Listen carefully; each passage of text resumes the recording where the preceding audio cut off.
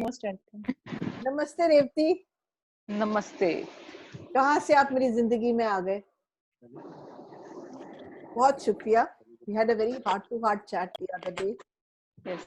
I really feel that right now Revati is like a little light in people's lives, and I meant every word of what I said to her on that day.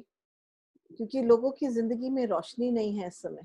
It's as if सूरज को ग्रह लग गया है, and as if people can't see direction. They can't move ahead. And especially where relationships are concerned. Domestic violence हो रहा है, पिटाइयाँ हो रही हैं, लोग मर रहे हैं, कि मार रहे हैं अपने आप को. हम लोग असली में जानवर बन गए हैं. इस तरीके से इतनी हवायत कभी भी अंदर नहीं थी जितनी बाहर निकल के आ रही है. Over to you, Revati. Sorry, I've been in the mode of Hindi, so I've been very pure Hindi, and that happens with me. Over to you, and over to whatever and however long you want, because we have placed all the time in the world. So go ahead. If by any chance this link expires, hold on, I will send you the other link. I don't think that will happen. Go ahead. Thank you so much, Anu. I think today, a very special space has been created. And I would like to thank Usha ji for that space. Because it's what I was hearing every point from her was resilience. And it's simply amazing. If you are saying, calling me as a shining light, I would definitely say that Usha ji is the beacon of light here. Absolutely. And it's quite amazing to just hear that whole, what she has gone through, where she is at today. And all of you mute yourself. Thank you so much. Thank you. All and thank you, Anu, for creating. Please, can you unmute yourself, Revati? I muted everybody, and so you also got. Yes. I realized that.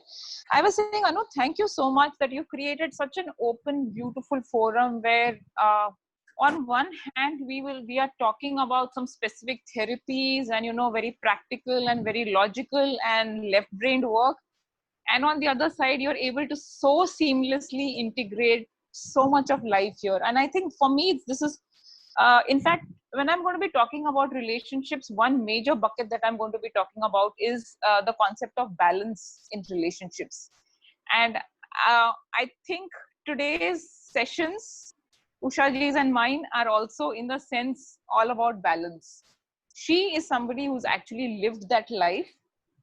And I am talking about aspects of life where I have gone through my own journeys, but that intensity what she has expressed is just really something. And as always, it's beautiful to listen to Binaifa. I think with her reading, she just opens up a new path for you. So thank you so much, Binaifa. Okay, so now I'll come back to the topic where which is the art of growing healthy relationships. And I'm going to focus on each and every word of it. Before that, I'll just speak something very much in brief about myself. I've had a very long corporate career of over 16 years. I have worked in the area of human resources. I have done my management from Symbiosis in Pune. And over a period of time, through the years, I kind of found my calling,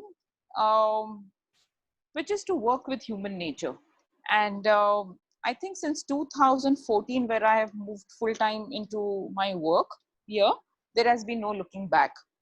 And and I think systemic work is something that really draws me. So what do I mean by systemic work? So it's if any of you work for an organization, you would realize that at the end of the year, there is this much dreaded or loved aspect of an organization, which is called as doing performance reviews or appraisals. And what happens in this review is your last year's how you have performed is taken into account. A feedback is shared with you, and then you get the next forward movement with the organization. So in a way, our life is also like that. What we are today is the result of some things that have happened in the past. But a lot of these things don't have actually anything to do with us. They have a lot to do with how our parents have lived their lives, how their parents have lived their life, how our ancestors have been. And in every time, that need not be some very big murky story. It's just that, you know, as how people are brought up and how they experience life. If, for example, a woman who has children, she has not experienced life fully. Maybe she's been put down as a woman and she's not allowed to have her full expression as a woman. How will she be with her children? Either she will be a full explosion of celebration, or otherwise she might be a little restrained. She may be a little suspicious about how men are or how people have been with her.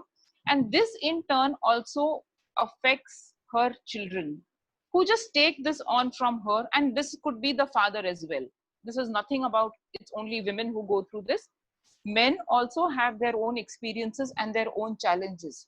So whatever a man or woman goes through, they in turn pass this on to their children, and life then takes on from there. So a lot of this work is about, it's about a lot of inner soul search. So each one of us has an inner picture about ourselves which is embedded inside of us and which is in our unconscious, and it's like it's all entangled, it's all like jumbled up wires. And then when we do work like this, which we call as family constellations, structure constellations, systemic constellations, a lot of different words are given to this work. So you're able to actually visibly see it, and it's like having that aha moment that when you see something very clearly, your journey of self awareness has already begun. And through this journey you start your path, and you finally come to a point of clarity, and from that clarity you move forward in life. And then you're able to separate yourselves from what is your story and what is somebody else's story. It's like saying that, you know, you've landed up at the wrong movie show. You go to see one movie, but you're actually playing out somebody else's story. A lot of times this is what happens with us in our lives. We are not in our story, we are not creating our own. We are actually just carrying forward somebody else's, our ancestors, our parents' story. And so it's important to call that quits and begin our own life. And relationships are no different here. So once I'd read up an article somewhere which said, happily married, blame it on your genes. The article merely said that people who've had healthy marriages, their children are more likely to have more healthy relationships.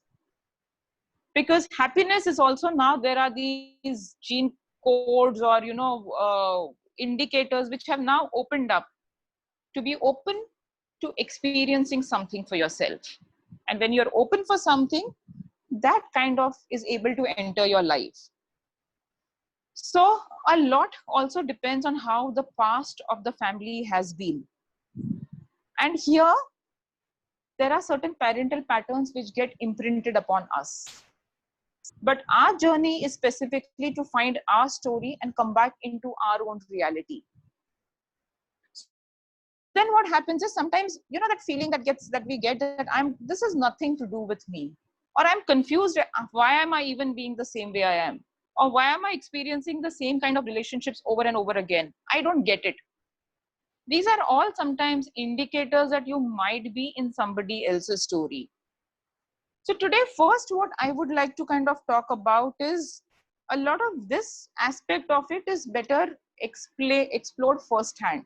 But there are certain trends or certain experiences that we have seen which promotes very, very healthy relationships. And when I say relationships, I'm not just only talking about relationship with partners. I'm also talking about relationships with everybody in general. The only people that I'm excluding from this are our parents. Because with the parents, there is a very, very specific hierarchy. They are the ones who've given us birth. They are the ones who've nourished us. Everybody may not have had a very happy story with their parents, or the love and the happy memories and the whole works there, but yet the parents have given something essential, which is birth. So in that sense, the hierarchy with the parents is very clearly set. The parents are bigger, and then comes the child. So excluding the parents relationship, all other relationships, and importantly here, I might also keep out siblings, immediate blood siblings. All other relationships are based on complete equality, which means eye to eye, I am the same as you are. You are nothing special. I'm not special over you, and you are not special over me. So what this equality means in practical terms? It means a very healthy give and take. It's just as an example saying that you make a new friend, and then the friend wants to one day take you out, maybe for a coffee treat or something like that, and then you receive the coffee treat from this friend. Now that you've received this coffee treat and you want to grow this relationship, you will give back something to this person. Now, what would happen if the same friend keeps giving you and only you keep receiving from this friend? It's going to be a very uncomfortable situation where if you picture, maybe the friend is just giving, but as a receiver, how would you feel? Think for a moment, and maybe if you want, you can just type in into the chat boxes. How do you really feel if you were all the time receiving from someone without having a chance to give back?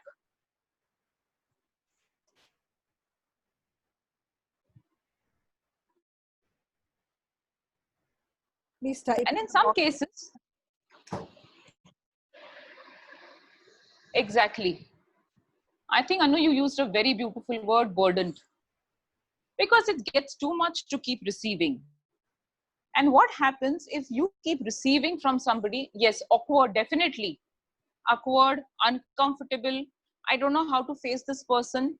And then what happens if this friend comes along and makes a very uncomfortable request from you? Something that you will not usually let somebody ask of you, and you will not give this to somebody obliged. Perfect.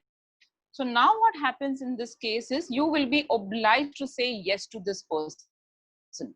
So what it essentially means, a little bit of your freedom, depending on what you have received from this person, has been taken away from you. And so this is one feeling suffocated. I think these are all beautiful, perfect answers. And so what happens is you have lost a bit of your own freedom, because now you are obliged.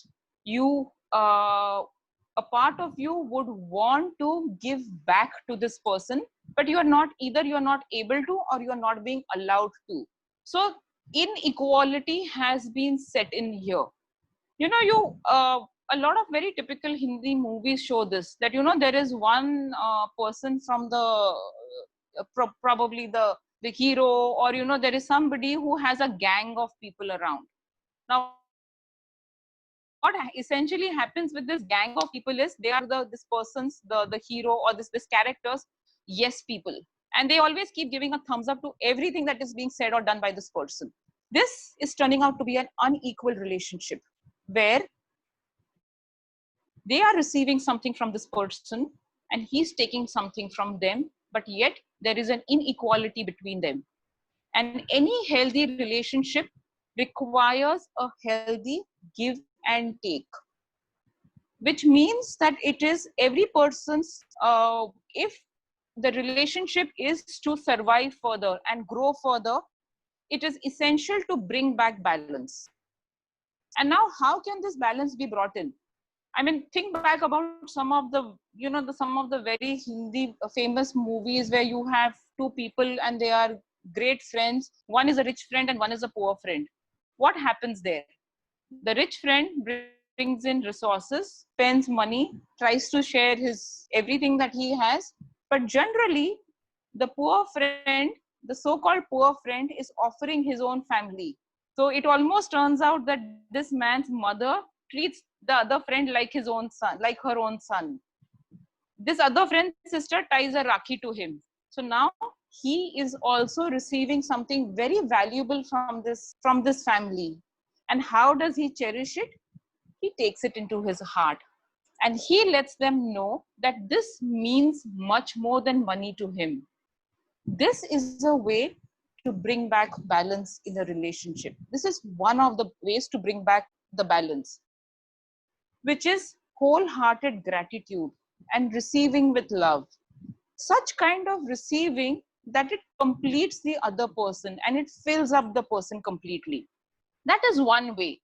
And I think mythologically we have this very beautiful story of Krishna and Sudama. I think all of us have grown up listening to the story that, you know, Krishna is going to be the king, and when he's growing up in his gurukul, he has this poor friend called as Sudama.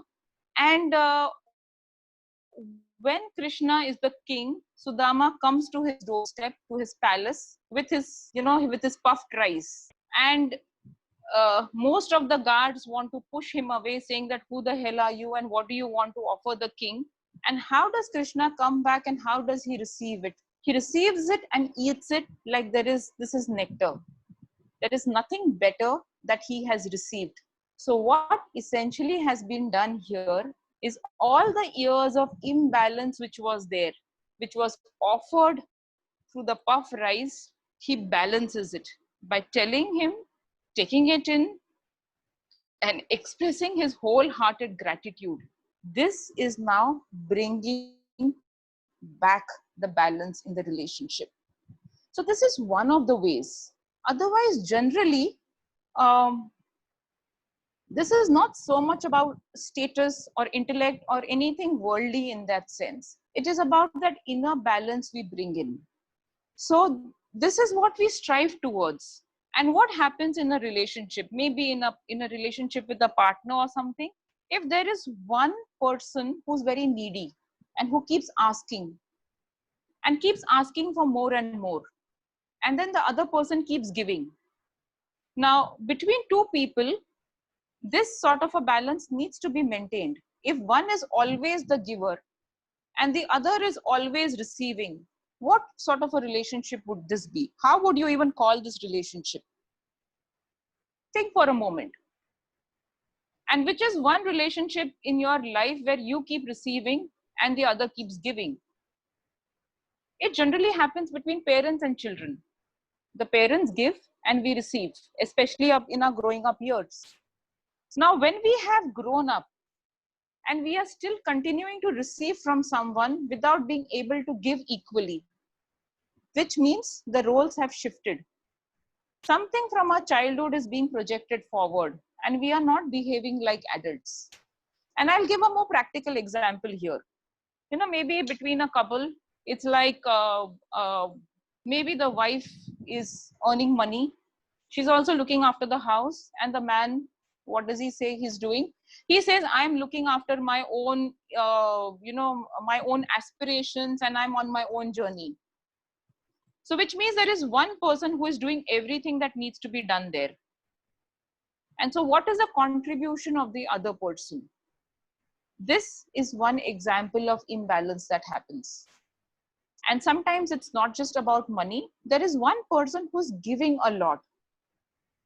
And this person keeps doing everything possible. Thinks about all the anniversaries, all the birth dates, arranges for everything, is always available when the other partner demands any sort of attention, rushes for help, is available for the other family and does everything. And then when it is for the other partner, this person is not available. This person is too engrossed in himself or herself. And in this way, it can be a man or a woman. I'm not talking very gender specific here. This is again an example of a relationship which is highly imbalanced. Now, what would happen for the one who's giving a lot? This person feels drained at the end. I'm giving, but I'm not able to receive anything back. And sometimes during this time, the expectations just keep slipping more and more and more. You know, it becomes smaller and smaller and smaller, which is like, I'm not expecting you to come and be around me all the time, but maybe you can just give me a phone call once a day, or maybe you can just drop in one message to check on me how I am doing. And then the expectations keep going lower and lower and lower. And this means the relationship is further getting imbalanced here. It's like instead of the bicycle going on two wheels, it's just running on only one single wheel there. And so you can think, what is the future of this relationship here? Is this healthy enough to sustain for both the people? Unless one of them has a big change of heart and direction, this relationship is going to get more and more strained. Unfortunately, if it is tied up into a marriage or something like that, where people don't feel free enough to step out of it, then it's just going to start becoming more and more toxic. And here again, it's very incredible to see certain examples, especially when we do work through this sort of a work. Uh, Take for example, if this is something very typically I've observed in certain cases here. Between a boy and a girl, maybe they are maybe the man decides to go and do some more higher studies, and he is going to join a campus, and I'm actually talking about certain live examples here. And then the wife says, or the girlfriend says, I'm going to support you, and she earns money and she helps him pay the fees. Now she is starting to take the role of something which actually a parent should be doing, or as an adult, the boy should also be earning money here to support his own education. Now, when she has given so much, at the end of the education, what really happens? One would expect in an ideal situation, this man should feel more bonded to her and he should be able to do something more for her, and the relationship has strengthened. But actually what is noticed is the man breaks away and goes ahead and finds somebody else in his life. Or if it's a female, she breaks away and she goes ahead and finds somebody else. Now this is happening because the imbalance between giving and taking has increased so much that now the man, or this in this case if it is a woman, is feeling so burdened by the receiving that he is now feeling there is no way I'm going to be able to return back. And so this is a place where the one who's received more actually breaks away and closes the relationship. And it's ironical that the one who receives more is the one who breaks away, because the burden of receiving is so much and the guilt is so much that I am not able to give anything back here, which is an equal proportion to what I have received. Because sometimes it's not just about money. Sometimes the spouse or the person has given some very valuable years there. That also needs to be counted there. And there is no way this can be returned ever. So the only way forward here for this person is to break and move on.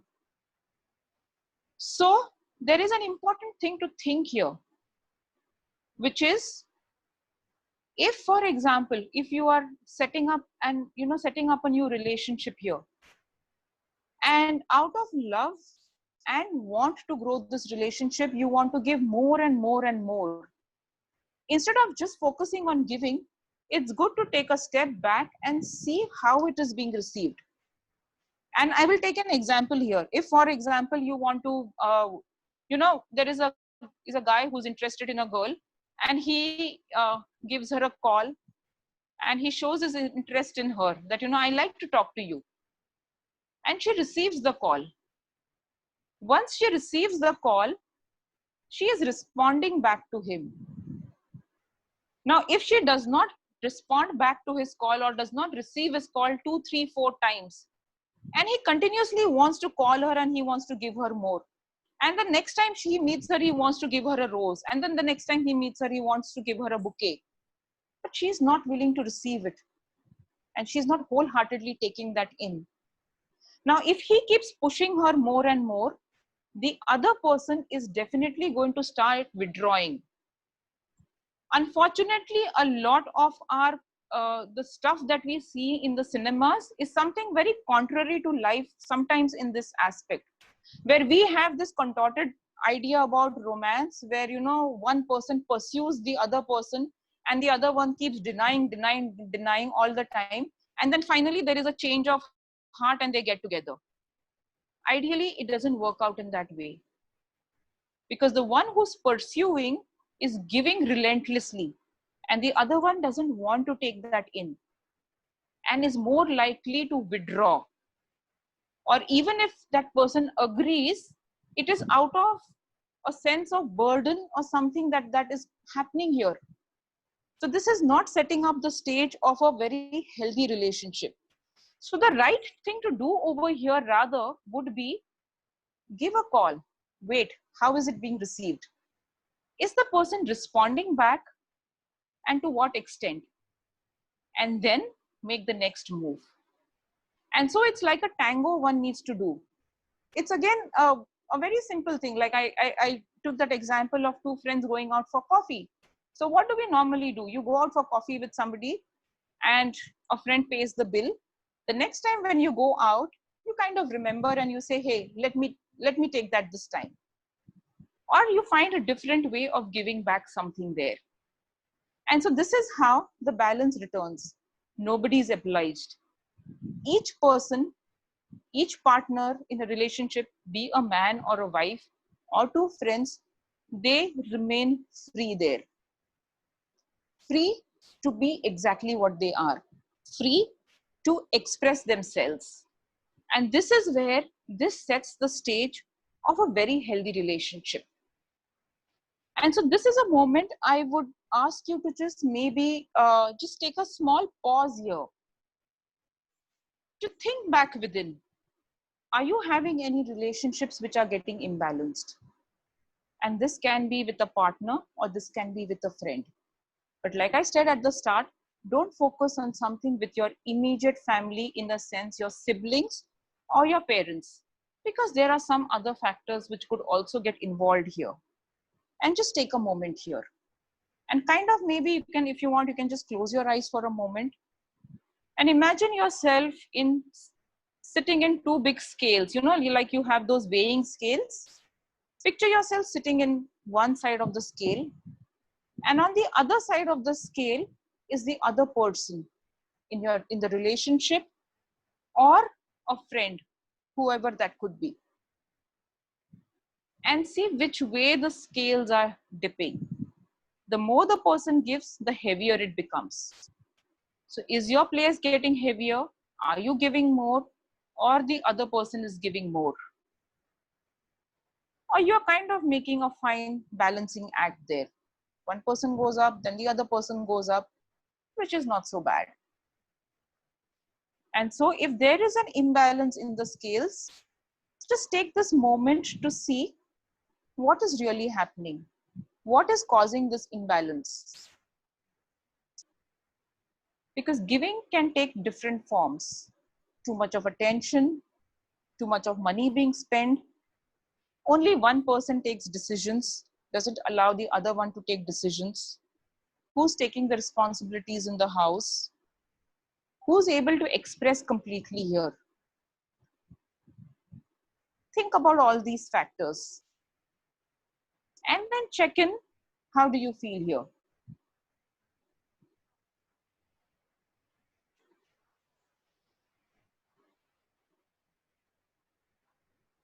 And if anybody would just like to share just one or two people here, I would be happy to kind of speak to the person, and maybe, you know, it kind of helps the whole group to understand.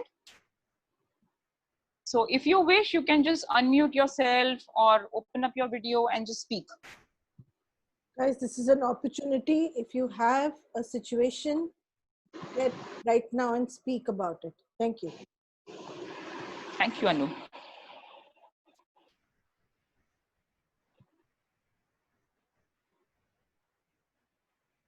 Okay, if not, I will just continue ahead. Okay. Okay. Yes. I think somebody's trying to speak. Yes. Sure. Hi. I'm sorry, just took me a while to find the unmute thing. Okay. Okay. Sure. Sure. So the thing is, so when you asked us to close our eyes and kind of, just imagine, I felt that that my partner's scale was a lot heavier. Okay. Yeah, and it kept going down. Okay. And I kept struggling to kind of bring it back into balance. Okay. And it was kind of frustrating. Mm-hmm. And so far in my mind, Mm-hmm. Mm-hmm. I have always felt that like, I am the one who's doing too much. And now Okay. when I closed my eyes and I saw that the scale was constantly going down and I was struggling to Mm-hmm. back in balance, and it felt kind of frustrating. Mm-hmm. Mm-hmm. Mm-hmm. Yeah. That's a very interesting experience, because I think once when you do something of this sort, the inner picture reveals something else. Yeah. And what you just, what was just expressed here happens a lot many times. Hmm. The person who actually feels is giving too much, and in the physical, real, material world, or at an emotional level, it could be something else. So, which Hmm. probably means the partner is giving something like strong support, or maybe just taking care of a lot of things, or creating some kind of a platform in a very silent, unspoken way. Hmm. And this is a place where I will talk a little bit about men in general. Hmm. Uh, that's typically what a man's energy is like, doing something very silently, with as it's a matter of duty. And especially in a country where we have so many things about stories about women and what we have gone through as women for generations across, the men have also had it very difficult, and they have been pushed to one side. And men typically do things very, very silently. Yeah. And I think it's just amazing as you express this. I feel somewhere the balance in this conversation, or this session that we are doing together, also kind of comes back into balance. And it's great to know that there is somebody who's doing it very silently. So probably Hmm. for you to reflect over here is, from here is, what am I receiving a lot here from him? What is he giving me, something which is so silently, which is not even being spoken of? This True. is a form of giving Hmm. where I'm not great in Hindi. Anu has been doing a fabulous job speaking in Hindi as well as Usha ji. But there is only one word in Hindi which comes in, कि किया लेकिन जताया नहीं बिल्कुल. Yeah. This is a very silent man's energy. So I think that's beautiful what you have. Wonderful that you also have this sort of a realization. Yeah. Yeah. I think I'm going to kind of just let it sink in. And thank you That so much. you're welcome. That just perfectly makes sense. And this Yeah. itself is the beginning of a new journey here. So thank you so much for that sharing. Wow. Thank you too. So this exactly the so exercises like this, and when you are able to jump into them, you get just something completely fresh and new for yourself to look at. And moving forward here, what would happen if there is somebody who just keeps expecting, unconditional love from the partner? That receive somebody who's able to give you, shower a lot of love, praise, everything under the world, uh, or or even the fact when somebody says that, because there's a lot of idea about romance which has been given to us through our movies, where the person just comes in and keeps showering everything on the other person. Now, when a person is receiving so much unconditionally, this becomes like a child state. This is exactly how we are with our parents. There is no way for us as a child to keep giving back to them, but as adults, if we are continuously receiving from a person and expecting the other person to be completely unconditional here, this itself points to the person being in a child state, like a child. Or sometimes there are these words which get used, I will die without you. Now, honestly, this is something which is very burdensome for the other partner. And there are so many movies where, it's seen as a proof of love. One partner dies. I mean, I think the entire generation of movies in the 70s and the 80s, and I guess even till today, are based on this premise that one partner leaves, the other partner keeps suffering till the rest of the life. until by some miracle the partner returns, the hero returns, and then they get back together, and the woman is very happily telling him, I was waiting for you all my life. Thank Or you, for Revati. I'm just going to stop you here.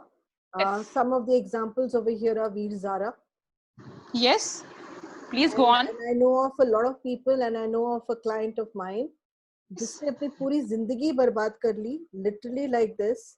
She Yes. waited, she became a grandmother, she waited and waited for him, and he actually did call back. He's already a father himself, a grandfather himself, and Mhm. and he pretended as if the affair has started back again. She's Wow. obsessed about him. She cannot leave her house, she cannot leave her marriage. And her obsession has gone to the extent where they've given her psychiatric medicines and nothing works. There is a question from China, and she's raised her hand, and that's why I stopped you, because Okay. I felt that this aspect, if you can cover up for people, it would, this Definitely. obsession. Definitely. May I take the question? Please. The one raised a hand. Revati, hi. The thing is like, so if I'm on the scale, I feel like I'm the one who's giving. I'm not receiving anything. So it's obviously completely off balance. But I feel that I asked. I did ask for help. I did ask for the support or the assistance I need. But then the other person is nowhere to be found. So I just don't know how to tip the scales back. Okay. So one thing that I hear here is that if the scales are tipped and you are the giver, which means that at some stage you need to stop giving. Stop giving so much of yourself here. But this is not possible right now. This is what I hear here. This is a place where there is a projection of somebody from the past which is being passed on over here. Our stories are very, very much fused with some from the people in our past, from our own parental generations. So the natural thing to do is, if I don't receive back, I take a step back and I take a pause there. And I wait for the other person to come to receive, or otherwise, there are other options. And so if they come and it feels like a breadcrumb, is that really a comeback, or is that just something to mess your mind? That is something only your heart can tell you. Okay? And this is a place where you can always check in with your heart that is this a comeback or is this a breadcrumb? Only you can answer that question. And if you don't mind, this is not about your example, but I'm saying this in general.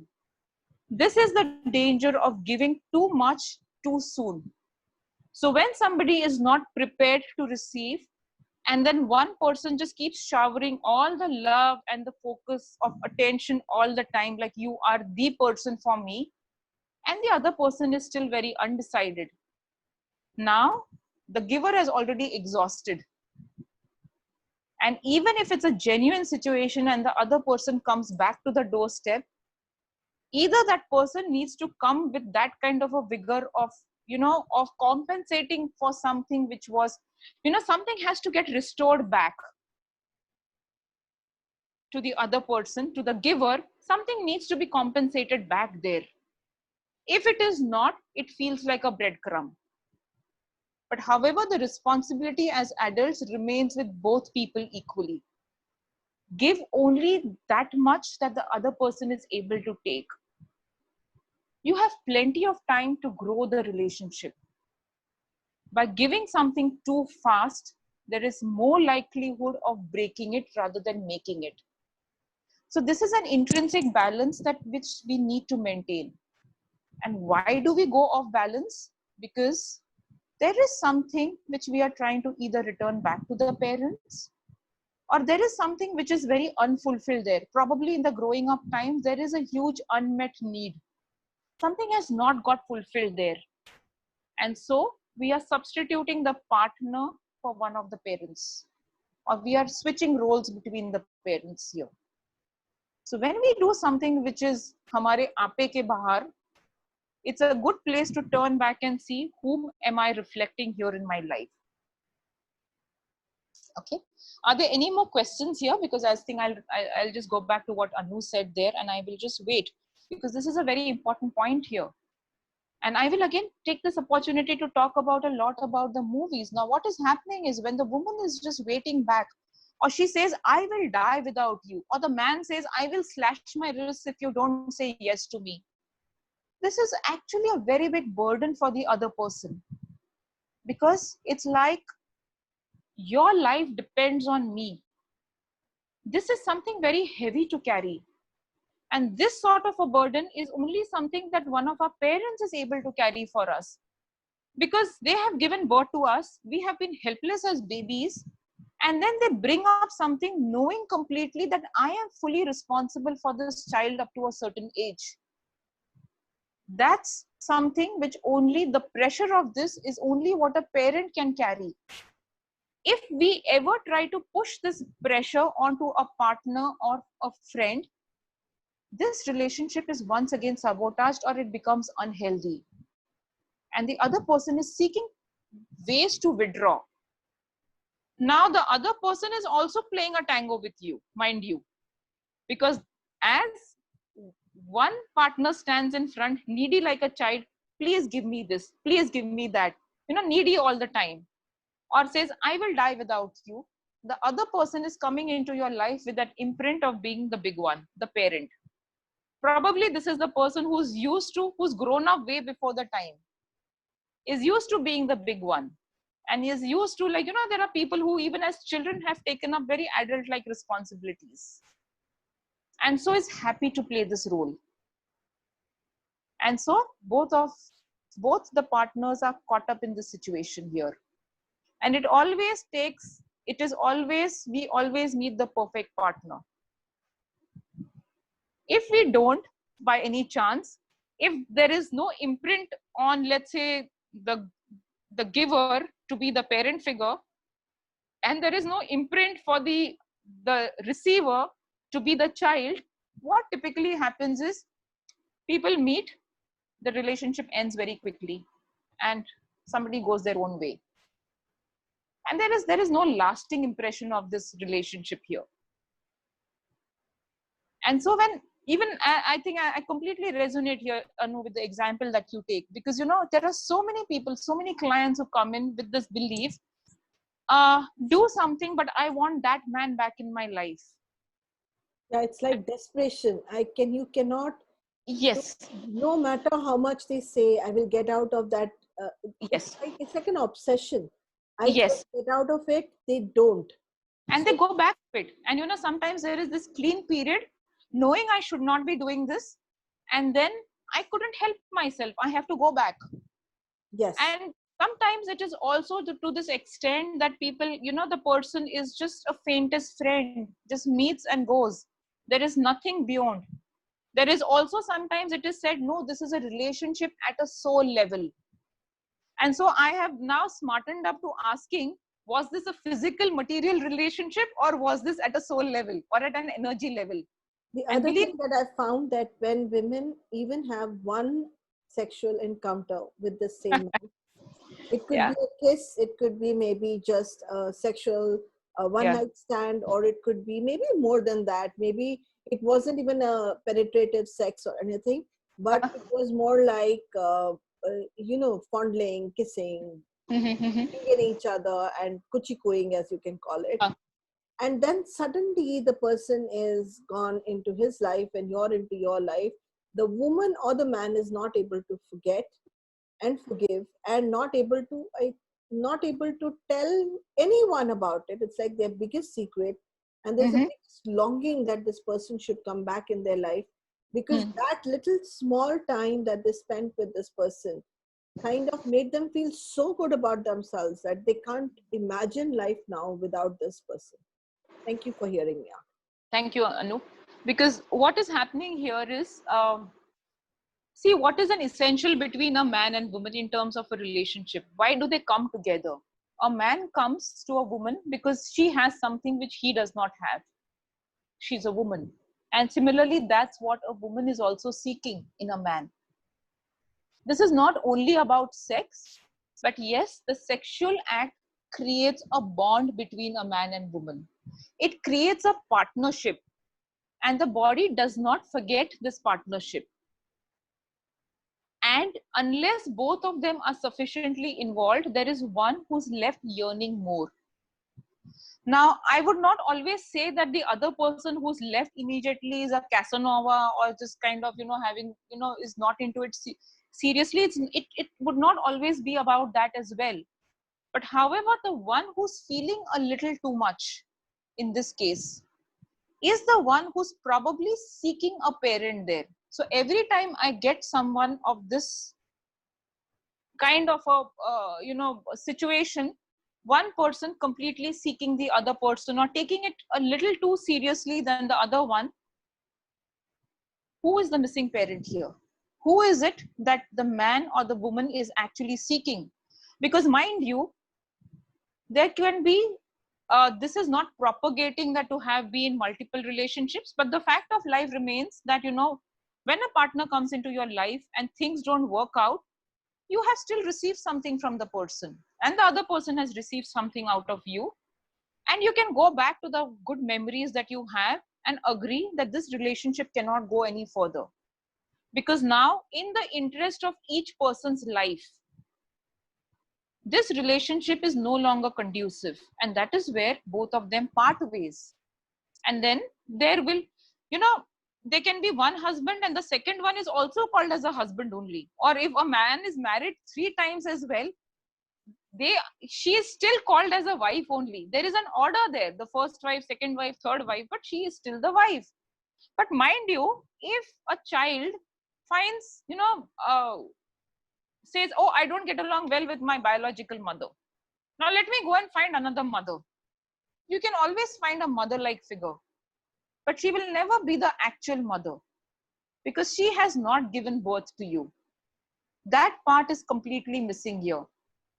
So which is the part here? That one person seeks a particular partner, which points to actually searching who's the missing parent here. That's the interesting question here. And then we bring in and we work on the relationship between the child and the parent here. Because otherwise there is a pattern which is being set to keep seeking people who are out of reach. Sounds like a parent was unavailable. During the time, when a child is 3 years. I can validate this for you, because this person who I'm talking about is someone who I'm very, very close to. Got it. And her mother was, so she was the youngest child of her mother. Okay. Youngest child of her mother. So though she got all the material things that her parents could give her, but her mom could not be there for her in the way that she was there for her other siblings. Exactly. There you go. And if I go further back, then the lady who was the mother of this woman, her mother wasn't there for her when she had to give birth to this girl. So it's like a mother's generation of mothers. Exactly. And so it's interesting that you bring this up, Anu, because there is no mother who would naturally not be with the child. It's when the mother herself has not received that loving touch of her own mother, or she has not received the approval of her own father. Once her own needs are fulfilled as a child, she will naturally be able to pass on to her children what she needs. Typically, this will also be a woman who will not take nonsense from anyone, because she is filled up on her inside. Yeah. So because she's received so much from her parents, which is love, attention, approval, what a child needs, that she looks at a man eye to eye, me and you equals. You're not above me, I'm not below you. And so she stands her place. And it's out of a union of this that when a child is born, the child will also, she's able to give what the child requires. Now, honestly, when a child is 3 years, what the child requires a lot is a lot of love, a lot of loving touch. Because, touch communicates love. And it doesn't matter if the mother is too much of a hugging kind of a person or the father is not a hugging kind of a person. It's not about that. but yet their physical presence around the child, communicating love through their eyes. You know, when a child is 3 years and the child starts reciting some poems, you know, we've all gone through those uncomfortable places, especially people without children, kind of, you know, they're like, oh God, do we have to go through this? But this is exactly what happens. You walk into a family and, you know, they are like, oh, my child can say this poem so nice. And acha bol bacha. And then the child starts saying the poem and you sit and you clap. The child is being made feel, the child is feeling important. The child is feeling significant. The child is the center of attention for the parents. And the parents are looking up with so much of delight as if this is the best thing in the whole world, the best person in the whole world. And so as a child, the need to be the center of attention of the parents is fulfilled. And that is fulfilled. What if, Revati, the person gets all the attention that she or he requires? Okay. But when it comes to material goods, then she's not allowed to touch the most expensive thing because, you know, mom and dad will first pick up everything, ration for the house, and then will allow her to pick up, and maybe she will not. And then you take her to a store after she grows up full of toys and she doesn't want any. It's like, I wanted it now and I haven't got it. So it's not that they haven't given her love in the form of material, but they haven't given her love in form of those looks or appreciation or whatever. But it's like, you can't get this. This is not yours. This is expensive. Does that also impact? I'm sorry, I'm really important. No problem. No, that's very interesting, but there is something more that is missing here. See, if there is a genuine financial crunch for the parents, so it's the order of priority that the parents are giving here. So which is the first, the essentials will come in to feed the child, and then the rest of it will come in. So it probably sounds that, you know, the need of the child to actually feel like the center of their universe somewhere, that is still shaken up. So there is something a little bit missing there. So while, you know, parents might, if you see, there are two versions of it and there is a reality. So from the parents' perspective, most parents will say, oh, no, I'm giving all this. Absolutely, the child is very important. But if you slip into the child story, the story can be something very different. Yes, you were looking at me, but I could see you were looking at the watch. And children are, you know, they connect from a soul. Children are not left-brained. They're very right-brained till a very early age. It's when the cognition kicks in a little later. So they are with the feeling part of it, and they sense they sense where the attention is. So the parent can physically sit in front, but mentally the parent is thinking, oh my God, my mother needs help. I need to go there, or I can't be around.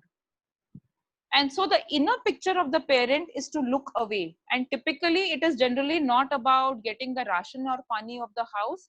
Generally, one of the parents' own attention is towards their parents or towards a sibling or towards something else. Or maybe sometimes there's another partner in the system. There is something like that, which is creating the imbalance. And this is what the child senses and picks up, which is why the child demands something that the parents cannot give. Children are showing something is not right there. Something is amiss. And that's why demanding something which is beyond the means.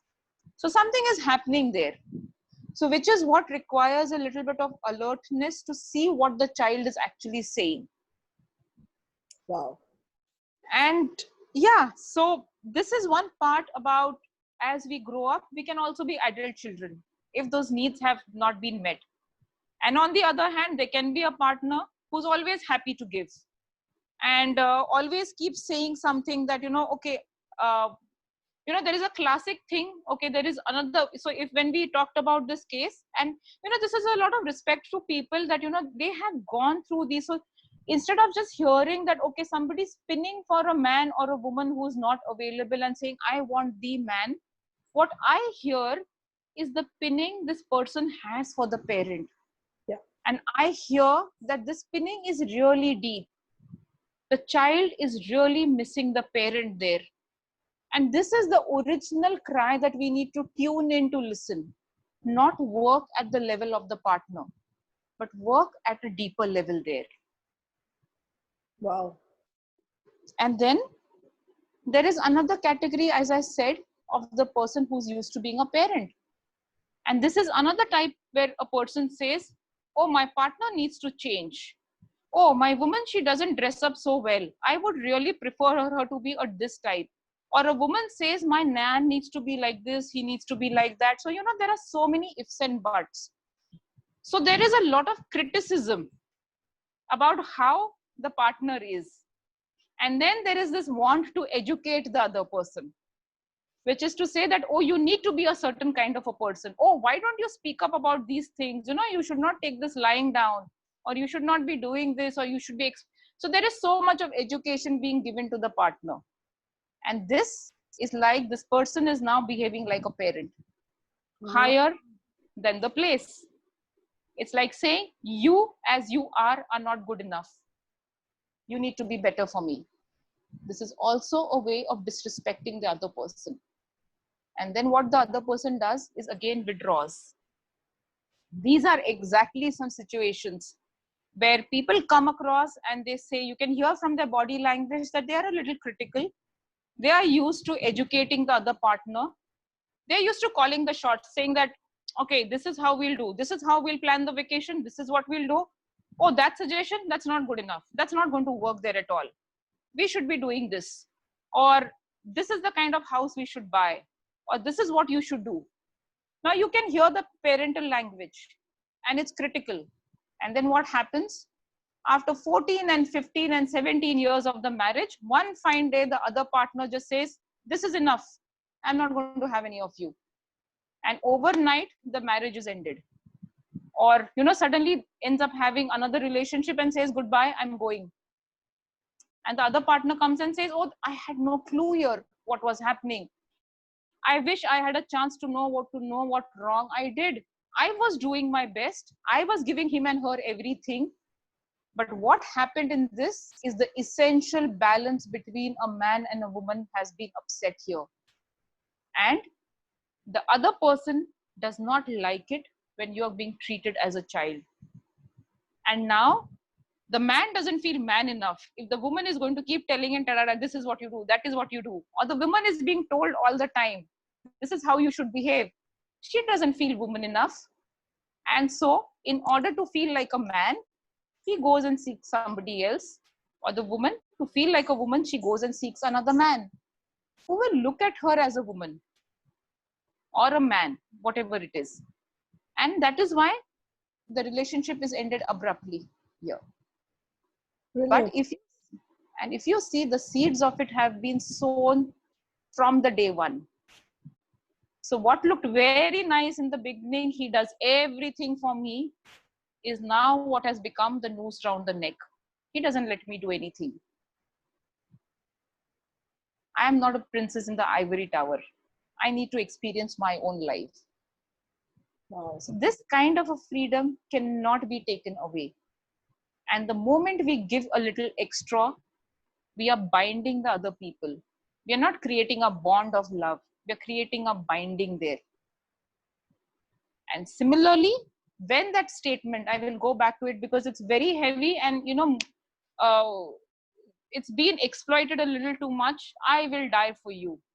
That's a very classic statement when the child is actually telling the parent, I want your attention so badly that I will die for you. I will die to get your attention. It's not towards the partner. And when a statement like this is said to the other partner, that partner generally, to keep the sanctity of the relationship, needs to leave actually. No one can take any child's responsibility. I mean, if my neighbors were to come and leave their child at my place for 1 or 2 days for babysitting, I might just be okay with it. But the third day onwards, I'm going to freak out. I can't take the responsibility of somebody else here because there are so many things which are involved with a child, so many things that could go wrong there. And I am not capable of taking up that responsibility. So I would say so many men and women who are like a child but behave like a parent to each other. Yeah. Wow. Yes, exactly. Those are the foundations of the relationships, and they are not very clear, strong foundations. Because what is actually happening, I'll go back to that question of the child that you took in, the one who was not being given everything materially. Actually, each of the parent was actually, if you see in the inner reality, looking back at their own parent, something that they missed out. Okay. The child is not actually being seen. They're doing this to save themselves. Or there is something else that parents do for the children. I want to give you better. This is what is there in today's terms. I want to give this child better education, better tuition classes, better sports facilities. Everything is better and better and better. This is setting up the burden on the child. The child in their heart knows exactly what is the right thing for the parents to give me. And when the parents put so much at stake, they forego a vacation, they forego giving time to each other, and all the time they're left running the children around. One class, other class, dance class, singing class, swimming class, tuition class. Where is the attention that they're giving each other? Nowhere. The child has become the focus of attention. Project. Completely. And what is happening between the relationship as a man and woman? It's not existing. I mean, I have sat across in families where the parents address each other not by their names, but as mummy and daddy. Oh my God. This is very usual. This is not unusual, Anu. Almost all the friends that I used to visit as a child, their parents would not take each other's names. I mean, it's I know it's a tradition in India that the woman does not call the man by his name. I'm not talking about it, but they were easily calling each other mommy, papa, ai, baba. Now that has become the name. So now what is the child taking in? This child has now become the center of attention of both the parents. And the child knows, where are the parents looking at each other? No, the child is burdened with excess attention. Now, either there is a pressure to do too much in life, and we know what burdens can do, and that can also break. So either there's too much or there's too little. What about children who are sleeping in between their parents even when they're 17 and 18 and 20? Just only one word for it, Anu: unhealthy. Completely unhealthy. I mean, there is nothing else to say here. And it's a bit unfortunate because these are this is a case where the child has never grown up, and a child who has not grown up cannot grow up and look at a partner with equality. Remains a child, becomes a grown person, becomes like a woman trapped in the body, a child trapped in the body of a woman, or a child trapped in the body of a man.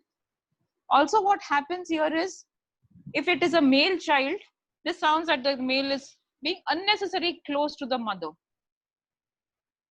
So now the man has a very active feminine inside him, which is called as the anima.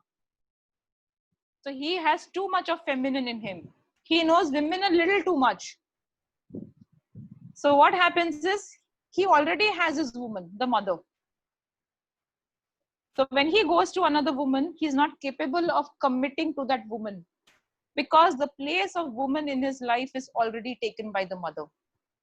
Wow. And then it's easy for him to go from one woman to the other woman, because, hey, you know what? If I just stay with one woman, intimacy is going to grow and that relationship is going to solidify. And then she's going to become the woman in my life. What will happen to my mama? I can't leave her. So keep it light with everybody else. Oh my God. Okay. And the same thing can happen to a girl as well. When she grows up and she continues to remain very, very close to her own father, then what happens is, she's standing amongst men and she can be the most beautiful woman there. And she might just wonder, I am so attractive, but why is it that men are not attracted to me like they are to a lot of other women? And you can see women, and you can see from their faces, they are very close to the woman, to their own mothers. When you are close to your mother, so after a certain age, the child needs to stand closer to the same sex parent, because a girl gets her femininity from her mother and a man gets his femininity from his father. And that is how they are able to be two pillars of a foundation of a marriage, a man and a woman, a partner, as partners there. But when they are with the other sex parents, they are too close to them. And so the woman has a very active masculine component in her. And you know, this is a woman who will be, it's not only about being a go-getter. You know, very feminine women can also be go-getters, but the method is different. And you can sense the maleness that comes from her. And so a man feels when he's too, and you know, it's easy to be like a buddy with her. She can be very feminine looking, but she's still a buddy. And this woman typically will not be respecting men, because she knows how to think like a man. She's one amongst them. So she knows how to play their games. So she doesn't look at them with the awe that a woman would look at a man, or give him space. So you can imagine how would it be if there were two men living under the same house. Wow. Not comfortable situation. No. So yes, so it's very important to make the movement towards your own parents who are of the same sex. And even if the childhood is not very comfortable with that same sex parents, the check-in is, how do I feel when my body is close to my mother's as a woman? How does my body feel when I am almost touching my father? Am I able to breathe? Am I able to feel comfortable in my body? How does that feel? So maybe everyone can just do the small check-in here. Close your eyes and stand very close to your parent. If you're a man, you stand touching your father. If you're a woman, you stand touching your mother. And see how it feels here.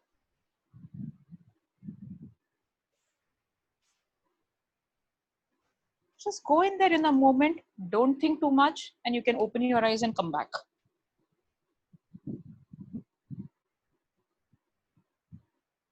And we'll just do a small check-in here. If there is someone, if there are any sharings here, maybe I can hear just one or two people. Can somebody share how they felt? Please Okay, unmute yourself. Thank you. Yeah. Revati, I think I feel I'm more with my dad. Yeah. Okay. And it's great. And now that you realize you're closer to your dad, you can just take your focus of attention to your mother. Okay. Okay. And you can do this at your own pace, convenience. You don't need to do it exactly right now, but I'll just set a very small stage here. If you can just close your eyes and imagine your mother in front of you, and keep as much as distance as you feel you need to keep between her and you. Okay. And just keep your inner gaze on her and start breathing to your body. Just breathing her gaze into you. And see how that feels for you. And can you tell me, how do you feel there? I'm fine when she's looking at me now. Yes. Because I think I did work on that a bit. Okay. That's why. But otherwise, definitely there were things. Bless you. Got it. There were definitely things. Yeah. Lovely. And so yes, so this is, now that your attention is with your mother, make that walk towards her. Do you meet your mother frequently? I don't know how it is. Yeah, I do. Lockdown is just a reason not to, but otherwise, yes, I do meet her. So here is something that you can do. So this work of family constellations, you can bring it into your own life. So when you see your mother around and she's standing at the end of the room, you walk towards her. Don't wait for her to come towards you. Okay. And believe me, when you do this in actual life, you actually go through the same feelings as you do as a child. If you want to go and take her hand, you have to go through that moment of fear. Will she let me touch her or not? Even if she's a very touching and feeling person. And you go through that. then there's a place you can be rested with your mother. It doesn't mean your connection with your father changes. The connection can always remain strong. Yeah. Okay? I thank you, Ricky. I really can understand this because there was a lot of time which Uh-huh. I remember now, like we had this whole evening conversation going on. Uh-huh. That I remember being in defense, there were so many months that my mom was actually never there with my dad around us. So there were times when she was dealing with her stuff, which as a kid I never understood, and there were things which went around leading to a lot of misunderstandings between the two ladies, her and me. So Yes. now after this whole evening conversation, I got this that yes, I I- mean she didn't mean it, she wasn't creating it. It just exactly. happened. It just happened. So when she's handling stuff for her own family, she has the call from her own family, which she's also Exactly. entitled with. She's a human being. Exactly. Day that she came back, when you said that, two women, so it's almost like you're looking at her as another woman. You're not looking at her as a mother. No. Today I can understand that part. So Yeah. now, yes. So now what you imagine is you take a step down and she's Okay. come back and she's taken her place. When she takes her place, you have to step down, Absolutely. which means now Absolutely. your life is open for you. Yeah. You Thank don't have you. to live a life. You're welcome. I think Thank that's you. beautiful sharing. Thank you. It really helped a lot. Thank you So so much. Anybody else for sharing? Please, this is an opportunity, guys. Don't miss out on it. Anybody else for sharing? Tick, tick one, tick, tick two. yeah, otherwise I can keep talking on. Yeah. Last chance. Okay, Revati, go on. Thank you so much. So I think I will take another 10 minutes to just, or maybe 5-7 minutes to just explain the last part here, and then we can just close it, and then we can check in if people have any Question. questions or queries. It's important for me to say this because without that, the art of creating healthy relationships cannot be complete. So the other part is that, how do we handle differences? How do we grow love between two people? So now, this is as a solution here. So which means that, it's like boy meets girl. He's really interested in her and he wants to communicate his interest. Now you go back to the same film story. In the film story, you can see the man, the hero is really interested in this pretty girl. तो वो छुप छुप के उसको देखता है, भर भर के देखता है, आहे भर भर के. And then what does she do? Because she's interested in him, she gives him that glance. And when he catches her looking at him, he's got his response. So he's got a little, but because she's a girl and she doesn't want to openly, she's very shy and she doesn't openly want to show her interest, for her to look back at him was more of an act of courage. So she has given him something a little bit more than what she received from him. And this has him completely like in a state of joy, and he's all sparked up now. So then after that, he takes the courage to go and give her a rose. And then she receives this rose, and then she gives him this, maybe this, suddenly she gives him this peck on his cheek. That's something more than what he received, than the rose that he gave her. And so this is how each of them is giving each other something a little bit more. Now, in the first, when we started talking, when you receive a lot, it creates that slight amount of burden for you. And you want to kind of give it to the other person so that you are off that burden. And also because you want to grow this relationship, you keep giving more and more and more and more. That is how love is going to blossom and it's going to grow. Now, if for example, after a certain point of time, it starts plateauing, what is happening? He gives her a rose, she takes it and she gives a rose back. Then after some time, he goes and he buys her something and she also has a gift and she gives it back to him. They're doing everything, but there is nothing growing. They're completing the balance. For love to grow, there needs to be a little bit more given.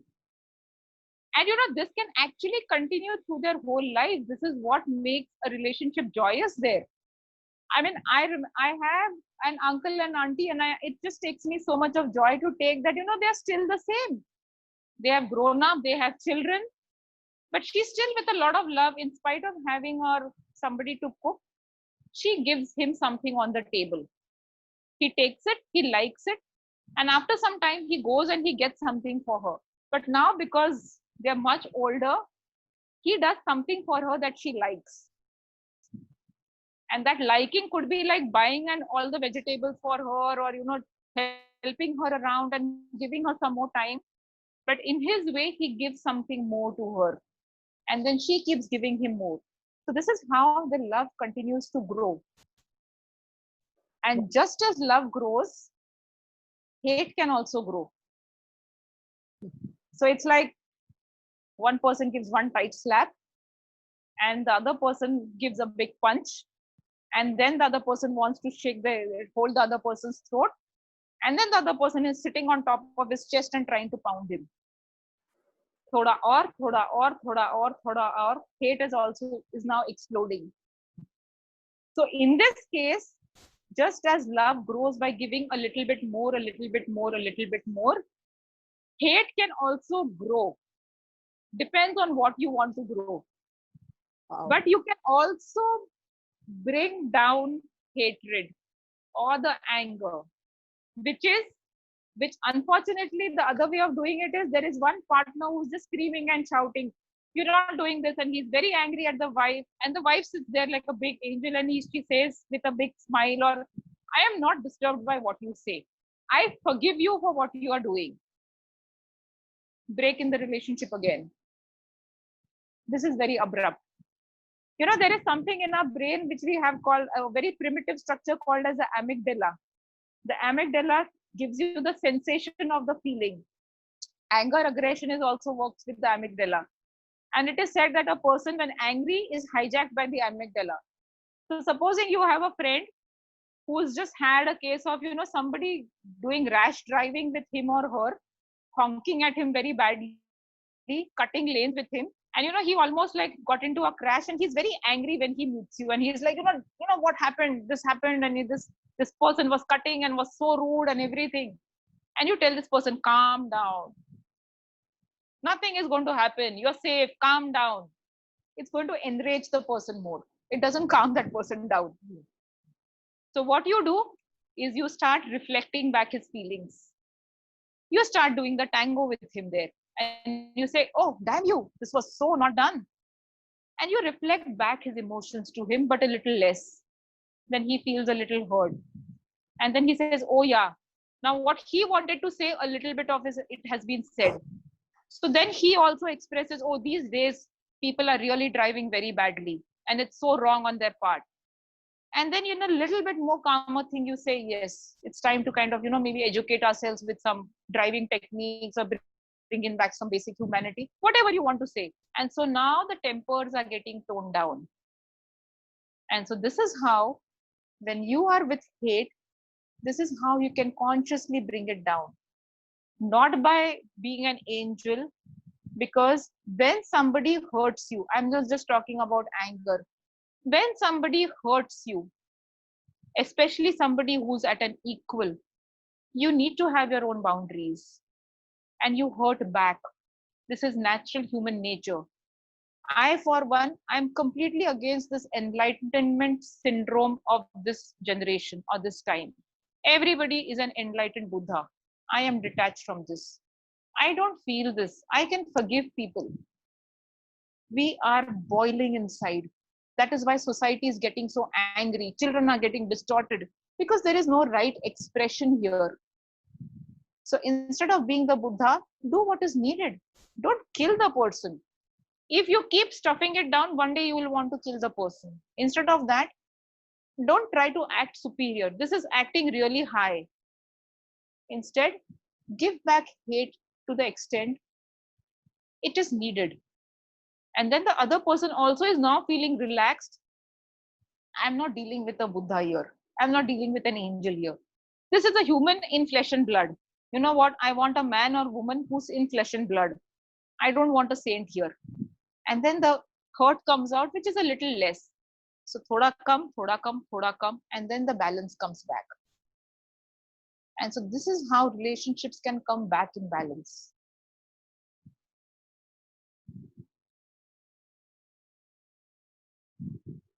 just out of curiosity, in Usha ji's Yes. case, where she was Yes. getting beaten up, how should she have dealt with the situation? I mean, I know that she got. Anu, actually, it will not be comfortable on my part to talk anything about her right now, I get because it's something we will be talking very personally about her. I But get yet, I think in positive, I can definitely say that from the background, see, because something that really touched a chord is because I come from the same belt. I'm from Nagpur, and I understand how things operate out of the cities that she said. I would have had relatives in those places, so I know how things are. And so, whatever it is, she has received something very vital and important from her parents, the source of life. Usha ji is an amazing person where she Yes, has he received is. in He's amazing. completely parents.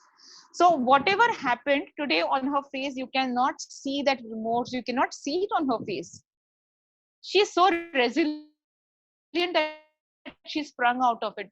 And in spite of everything, she could stand up for herself, which means that she has received a lot from her parents. And she's able to see this man as a man. She's seeing him as completely as a man who does something wrong, and as a human being he can do something wrong. Let's not create a god image or a devil image out of him. Let's move on with my life. Yes, That's a positive thing there. yes, So that's something which I was also hearing from her, what she narrated. This is what I would say. And why it takes women a long time, because as you mentioned, generations of women have suffered, and then it takes one woman to stand up and find her voice. And similarly, generations of men have also suffered in our country. It's not just that the women have suffered.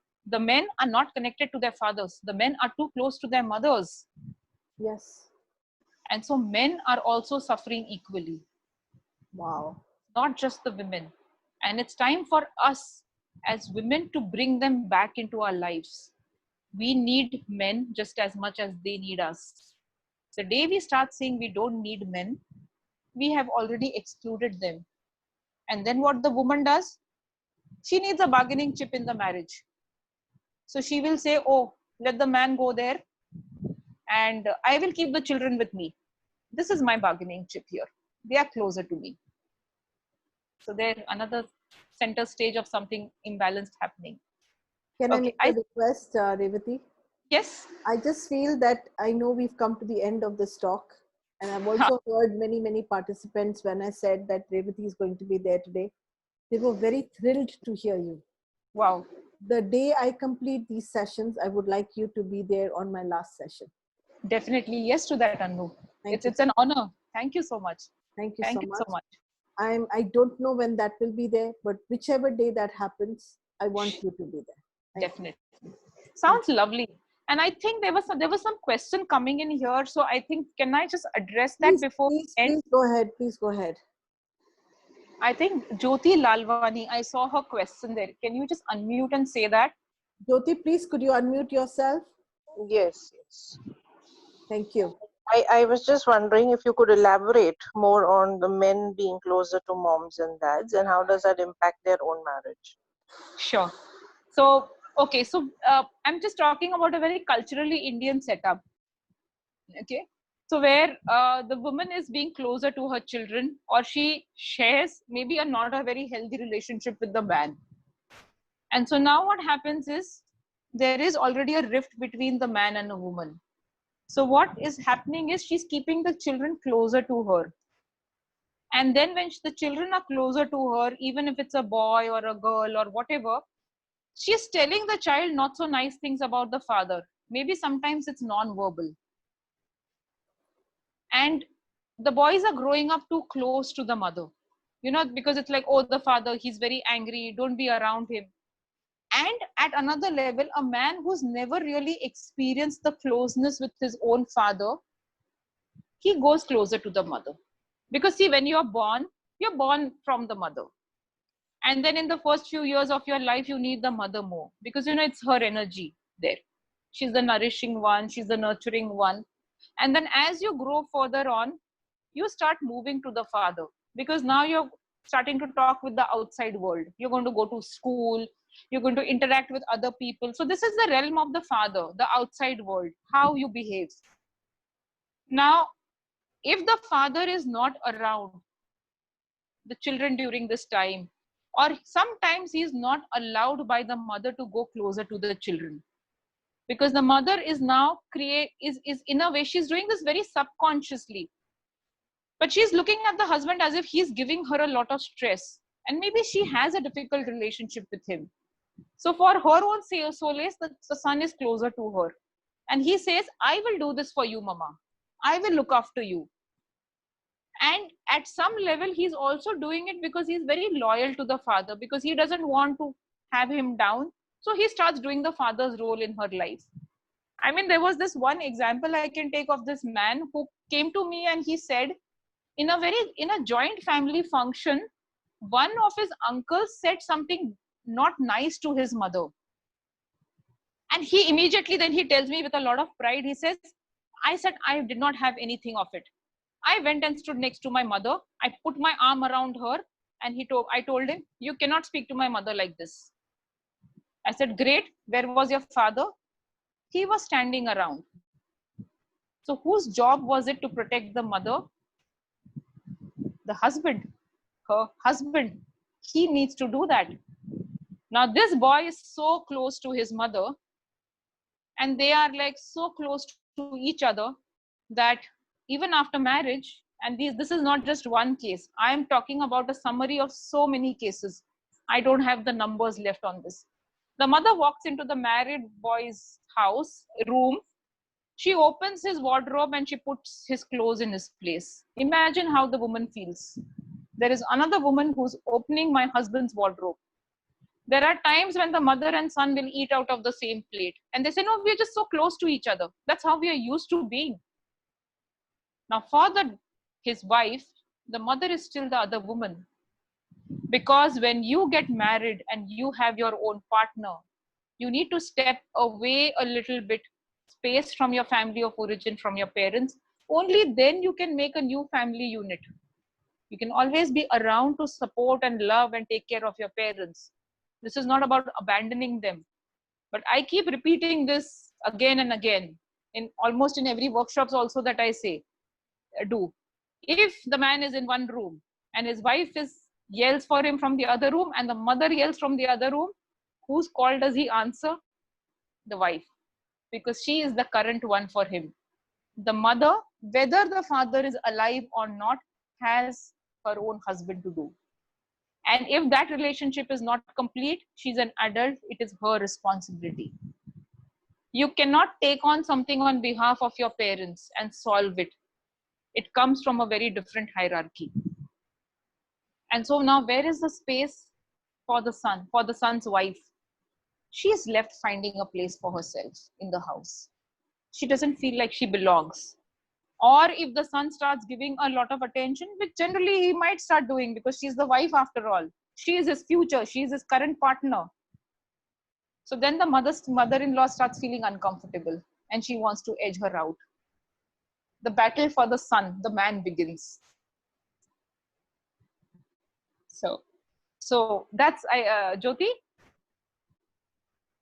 So okay, that's talking about what she asked here, how it works out. So brilliantly put, so brilliantly put. I mean, this is, I think, the story of every third house in our country. Yeah. Yes. And education does not change this. Exactly. Thank you for sharing that. Thank you, Anu. So I think we're exactly at 12 o'clock. I think I've overstretched my time by I don't know how much. The people have sat down and they're happy. I'm happy, don't worry. We have a cake baking in the house if everybody wants to have it. Luna's birthday is there on the 11th and I'm going to be that's super. One. So we're going to celebrate her birthday. Superb. And I think that's really fabulous. And I think what's very interesting about this lockdown is like there's so many opportunities that have opened up. Like, we probably, without the lockdown, we would not have been doing this. Never. And I don't think so.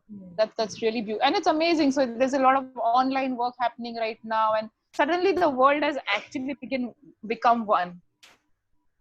And thank you for supporting that. I mean, you are such a brilliant part of that. And so has Usha ji been, so has Binay, and so has everybody today who's sitting down here, whether on the Facebook, you're hearing this or here, it's not just about this program.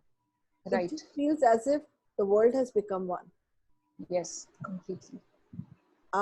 Guys, questions? Any questions right now?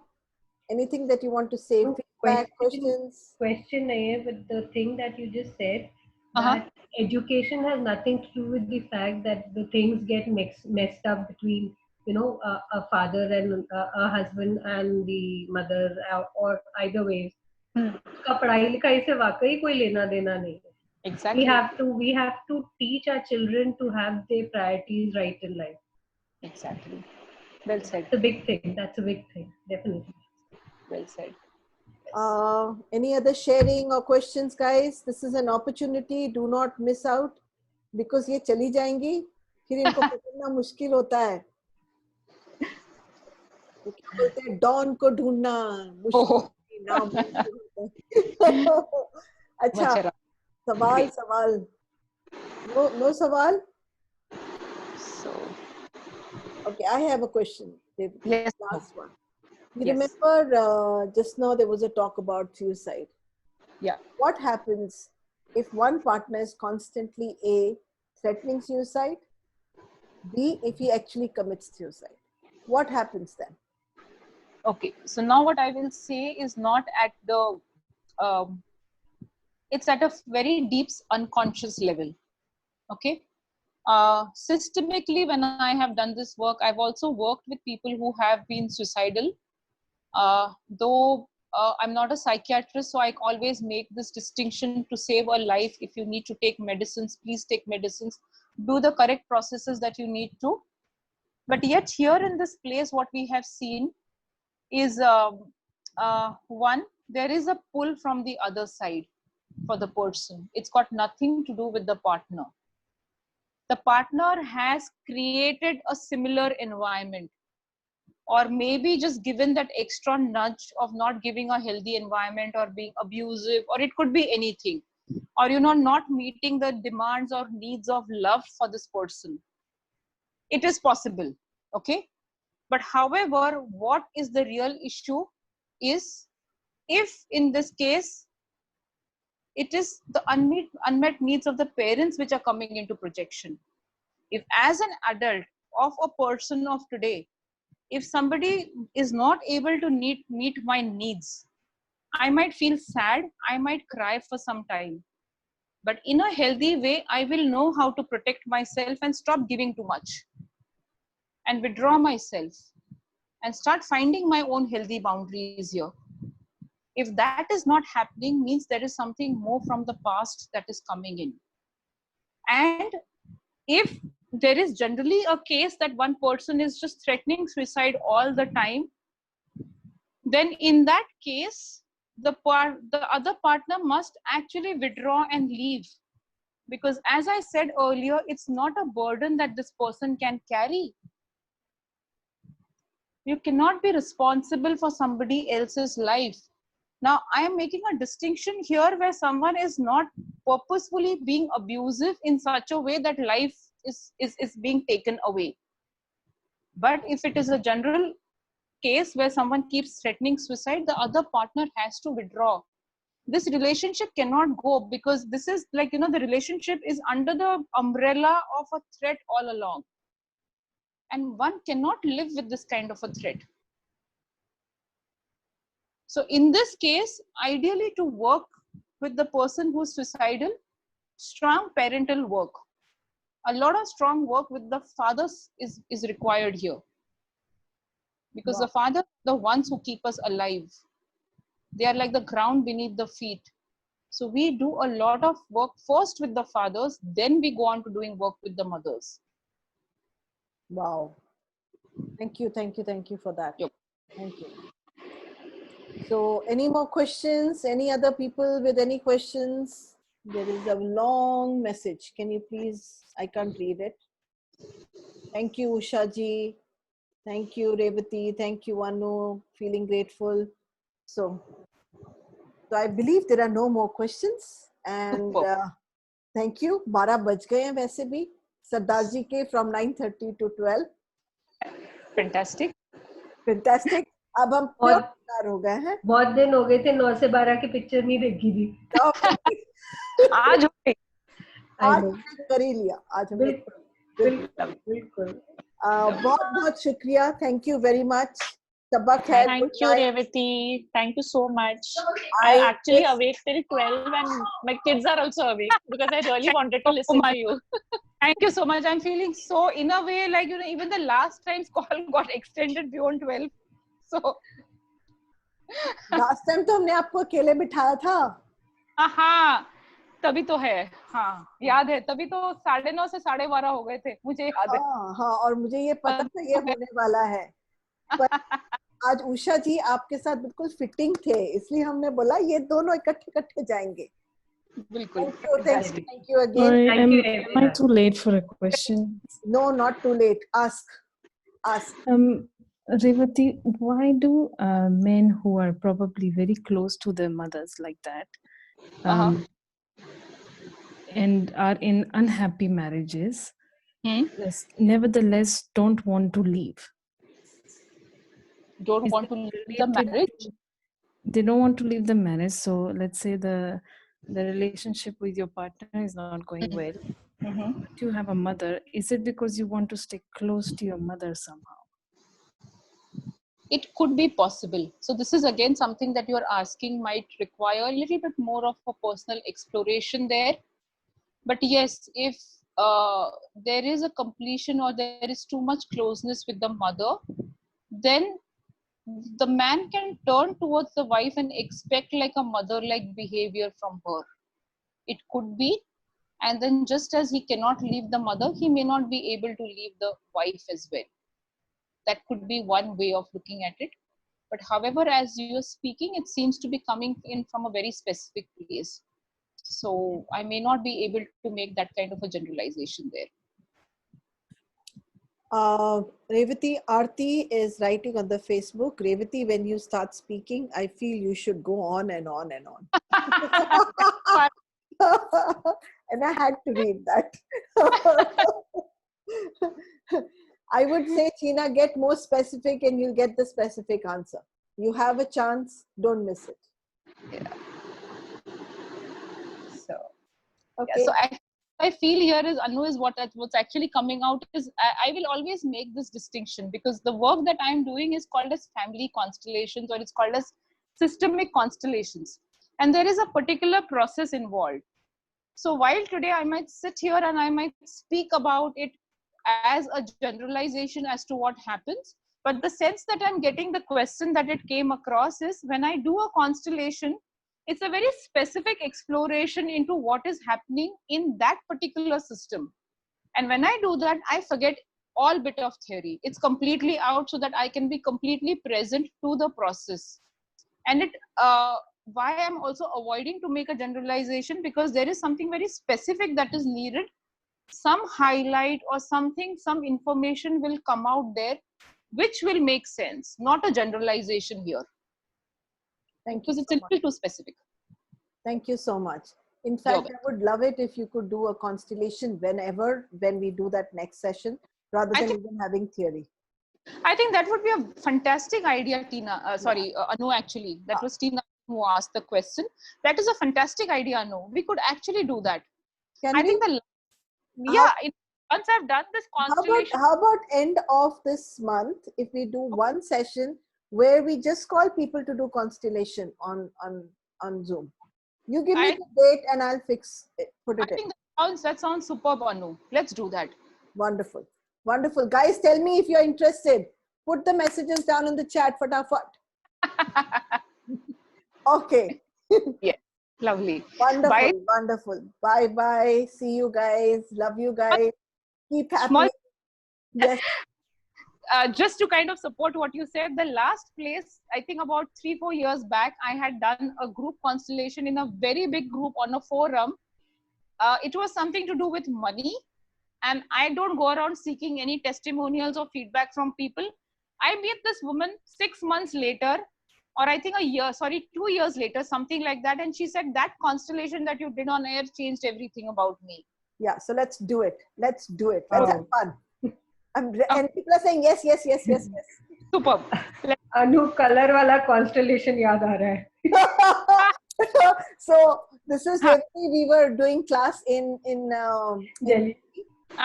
combined colors, drawings, and family drawings with constellation. And Wow. what results we got was like, Wow. like other energies, and Lovely. that's what she's talking about, Archana. Superb. I get goosebumps when I hear this. So I'm sure it must be incredibly powerful. It was. Surely. Bye. Bye. Miss, Thank good night. you. Kal Good night. मिलेंगे. We'll meet on the Friday. 10th now. Friday 10th with 2 new speakers. We have Manish Teal, who is a businessman, who is going to talk about his inspiring life and his father's inspiring life, both of them. His father is not there in this world, but we will address him. Because of him, there is a lot that he has gained, and we would like to acknowledge his father as well as him. And the second person is actually sitting outside the country. Her name is Voila, and she's going to be talking about resilience, and she's going to be talking about how we move ahead with a lot of gist in our life. She's amazing, guys. She is absolutely new to you as well as to me. She's friends of friends, and someone who was so warm when I spoke to her. She took me through her whole house, and I'm not getting the place where she is right now. I think it's in the east of Europe somewhere. And brilliant woman. I mean, don't miss out on the session. You'll completely love it, live it. See you. Bye. Superb. Bye, everybody. Bye, everybody. Thank you, everybody. Good night. Bye. Bye, Noodles.